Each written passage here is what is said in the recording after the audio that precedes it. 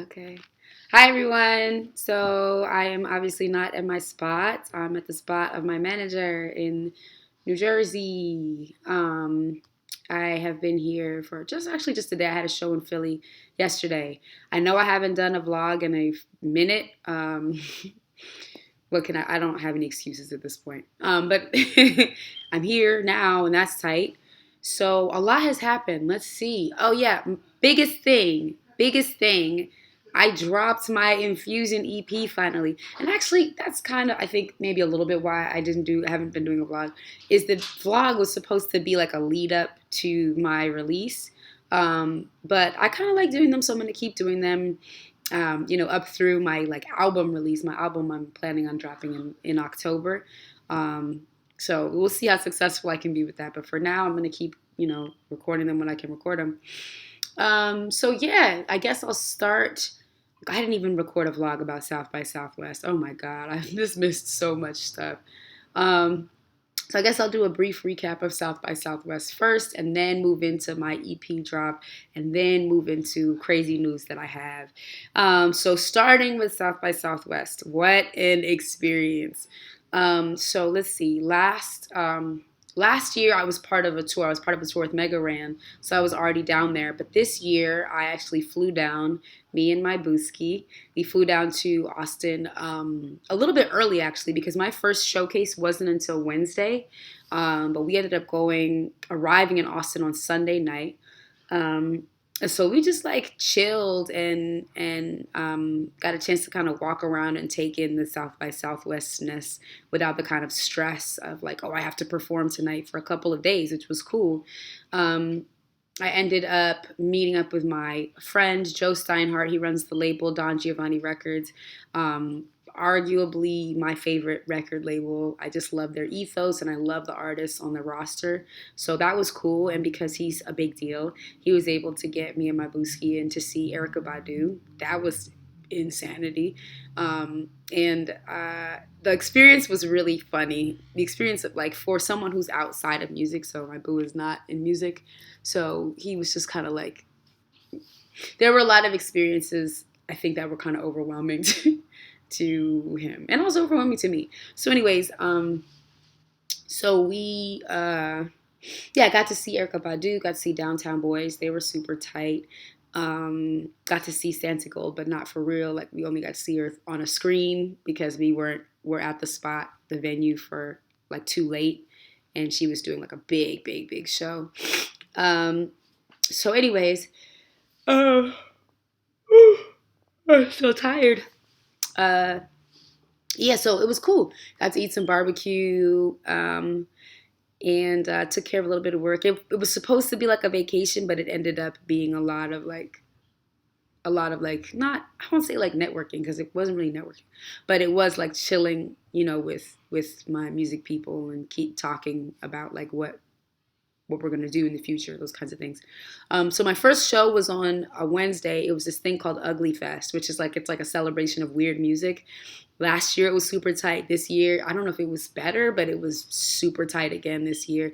I just like, yeah, it was like I love being in those spaces. I love being in a space where it feels like there's no boundaries and no one's gonna ask questions about what you do, whether that's like screaming really loudly over something, a piece of music that doesn't seem to fit with loud screams, or me walking around with an arm cannon. Like, I just love that ethos. So it was a really, really good time. Hannibal Buress showed up for my set and was like, that was tight. And I was like, this is the wildest thing that's ever happened to me ever.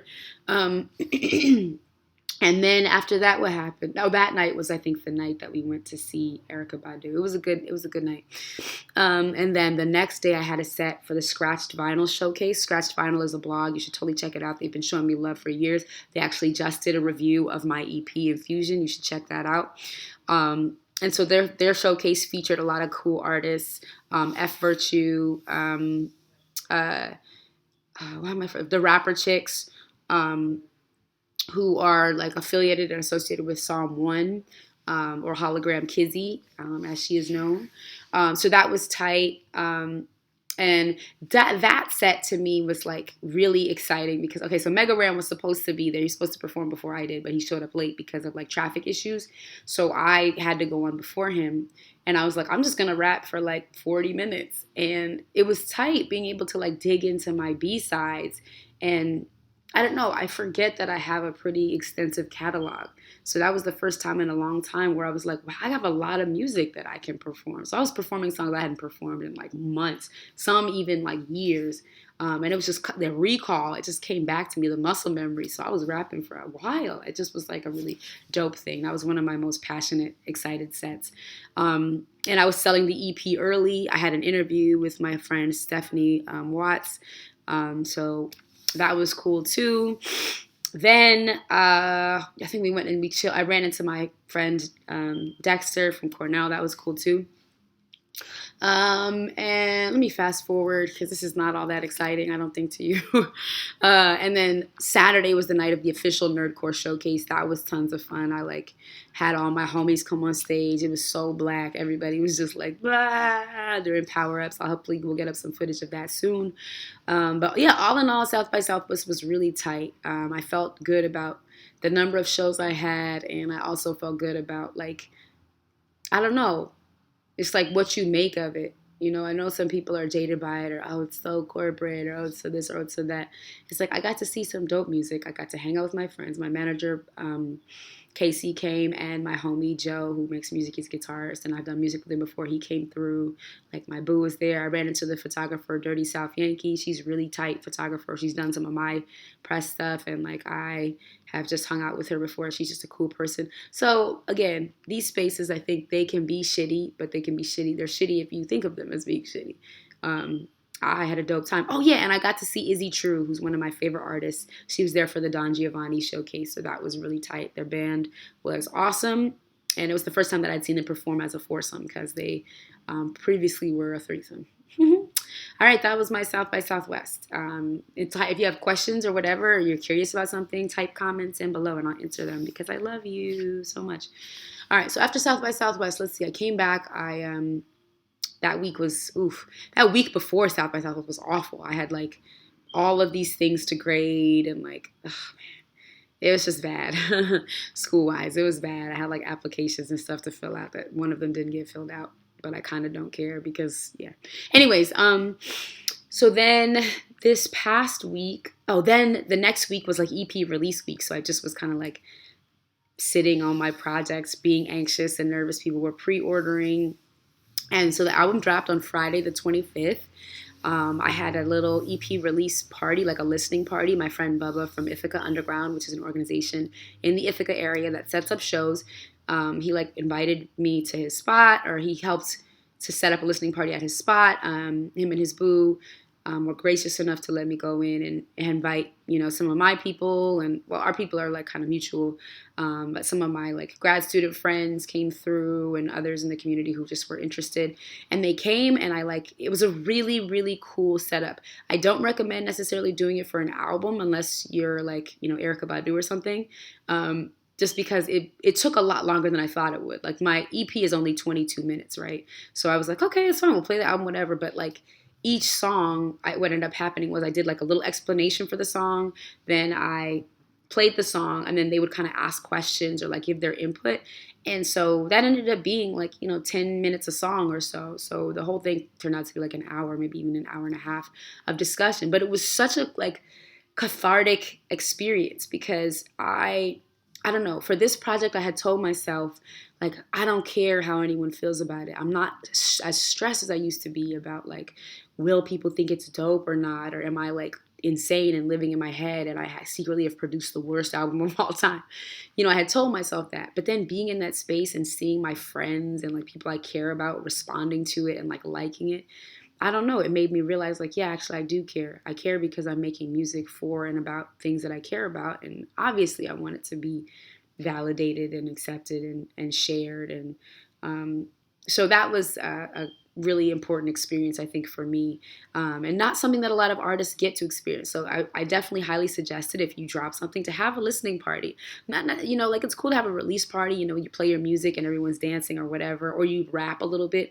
But there's something really special about being able to like have dialogue about it and like really, I think, and for the people there, it was really cool to like hear from the artist. This is exactly what this song is supposed to be about, or why I rapped in this way, or why I chose this beat, or why I sequenced the album in this way, right? That was a big thing that kept coming up, is people were like, I love the sequencing, like in terms of themes. And it was funny because to me that wasn't even the concern. To me, I was like, do the beats work together? Like I need to make sure that sonically the beats and sort of the energy works together. It just so happened that thematically that also was, it also seemed to line up pretty well. So that was cool. That was cool. Then on the next day, the 26th, I went to the city. My boo drove me to the city, Hearts, and I had like it was for an event at the Silent Barn, which is like a really dope venue, but they also do a lot of like community work. And so there was a whole showcase throughout the day of like artwork and music surrounding a youth group of, I think maybe a few youth groups. And so I was sort of the closer for that, and I went and I rapped, and that was fun. And then we took our butts to see my friend LA. She had a show at National Sawdust. She murked it. It was so cool. You should check her out, Latasha Alcindor. And all her social media is the letter U, then can call me LA. And then on Sunday was a gig with the sort of like event planning group. I don't know if that's the right way to put it. Called We Are... That's Casey. That's Casey being a creeper. Called We Are Boss Level. And it was fun.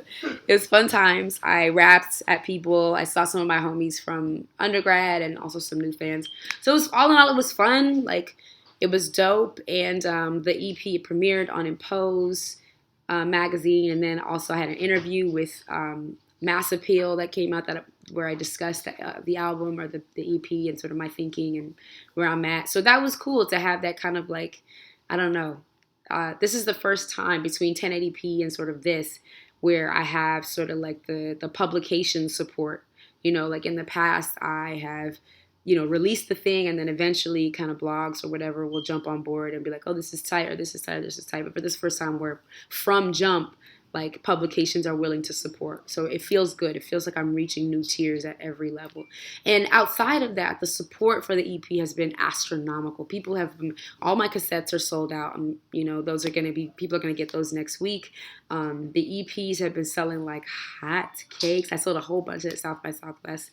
And people have been like giving me the nicest feedback. They've been giving me the nicest feedback. Every day I receive so many tweets from people about like, this is dope, or like my friend just put me onto this, or like, thank you for making this, or whatever. So that has been very like really rewarding. Like really, really rewarding. That's literally the only reason why I do this shit. Also to support myself. Joe, you can walk through here. My friends are going to band practice because I have musician friends. Oh my god. Space all heat. And yeah, we got the space heater going because it's fucking cold. Yeah, I know. Hey, yo, land properties, y'all. Wait, Joe, they can't even see. Walk a little bit in the thing. Come a little bit in the thing. This is my friend Joe. Joe! He's a guitarist and a rapper. He's also an engineer. All these things are true. Yeah, I would never lie to you on camera. So they're gonna go be like musician folks right now. Just gonna hit some things. Hit some things. Make some noise. Make some noise. Bye, y'all. Bye. I'm gonna upload this and share with you guys soon. Bye. Bye. Peace. So it is cold as a mug, yo. It is cold as a mug. So yeah. What happened? Like my train of thought. Yeah, so it was just, people have been so nice about the album. The tweets, the love, the emails, the like Facebook posts, it's just all the texts, the phone calls. Thank you. Like all jokes aside, I like could not ask for better supporters. I believe in my heart I have like the best supporters ever. They're really, really loyal and nice and friendly. And the internet is often not a nice and friendly place. So thank you for making me want to go and play on the internet. Let's see what happened. Yeah, my friends, sweet, like my music friends shared this. Like it's just, oh, sorry, okay. Anyways, so then right after the EP release, then started working on a music video for The Feels with this director. Her name is Vrinda. She's a Cornell grad, and she's like super tight. Uh, yeah, she just seems like a really cool person. We got to hang out for a couple days, and the shots are like really interesting. And it's gonna definitely be like a different kind of video than I ever have had before. But while my videos aren't necessarily like narrative driven, I don't think I have any that are very like experimental. So this one will be like visually a little bit kind of different. I'm really excited. And it kind of like this with this project, I think I have a lot of weaknesses. One of my main weaknesses, and I'll talk about my other weakness in just a second, but one of my main weaknesses has been videos. Like I'm a child of the video era, and it's not to say that now people don't have respect for videos. I see a lot of dope music videos, but I mean, there was a time when it was such a big deal when a new music video came out. Like I remember there was a thing on MTV called like Breakthrough Video, and they would show like the sky or whatever, and the font would come up, and it was for videos that were like so cutting edge or different. Radiohead was up there, I think once or twice, but like. And I remember being so excited. Daft Punk's music videos are the reason why I listened to Daft Punk, because they were so weird and like pulled me in that I like wanted to know more about who is this artist who's doing such weird stuff on my screen and in my ears. And so I want to be more committed to that. I want to do a better job of being committed to making music videos with every song. So far I'm on track. You know, I got 1080p, I got Mighty Morphing, next up is The Feels. And I want to do videos for at least, you know, 2 or the whole rest of the EP. We'll see. So that's exciting. The video is going to be tight. And let me see, what else did I want to talk about? So yeah, that's that. In terms of my real quick, my academic work, I received a fellowship that I had applied to, the Public Humanities Fellowship. So that's really exciting for next year. So don't think that I'm out here, you know, fucking around too much. I also am doing my school stuff, I promise. I want to get out. It's hard because I'm out of town for shows, and I'm teaching, and I'm an assistant residence hall. There's so much. Assistant residence hall director. I'm not an assistant residence hall. People do not live inside me. But anyways, yeah. So yeah, that's that. Anything else? Okay. So last but not least, I'm going to PAX East. Hey, that rhymes. Last but not least, I'm going to PAX East. Yeah, I can't believe it. I'm on the main stage. And it's kind of funny because last year I remember sitting with Mega Ram. We went to PAX East during our tour, and we played in like the MagFest room. And I was like, I think we saw one of the main stage performances, and I was like, man, I want to be on the main stage someday. And then like the next year, you know, it's like one of those things where I feel like it has happened too quickly. Like what? I didn't even have to really, you know, that was not like a pipe dream in any sense of the word. Literally the next year I'm going to be on the main stage. So that's been super exciting. The main thing that's been fun to think about with that is like merch, because everyone has been like, you're going to PAX East, that's dope. Have merch, because merch is my other weakness. I never have enough merch. It's like as big as things are getting, as dope as things are getting, like still, it's weird for me to think about people like buying my material, so I just don't plan for it. I never have enough material. I showed up at like MagFest with like, I think I sold out of all my CDs because I just didn't. Yeah, I sold out of all my CDs, and it wasn't like, oh, my things are selling like hotcakes. I just really didn't have that many. So I finally, I think I'll have enough at PAX. If I sell out of my merch at PAX, I may drop out of school forever, because that will mean that I will have done exceedingly well. I don't think I will sell out of all of my merch at PAX East. So I'm really excited. If you're going to be at PAX East, let me know. Tweet at me. That's usually the best way to get at me when I'm at conventions. I'm really excited. I'm a big introvert, but I'm going to try my best to not just hide, and really go out and seek people out and meet with people who support me because that's important to me. And those memories are, they stick with me when I'm in bad places. I did have something else to say. So I made a song about Ida B. Wells that you can check out. If you don't know Ida B. Wells, well, look her up. You can go to my YouTube page, sammusmusic.com youtube.com /sammusmusic. Yeah, I made a song for Feminist Frequency. They're having a crowdfunding campaign called Ordinary Women, and it's showing some extraordinary stories in trying to normalize the ways that we talk about women in history and recognize their important roles. So yeah, I made like a 15-second song about Ida B. Wells. It already has like 13,000 views. It's so cool. It's so crazy. You should check it out.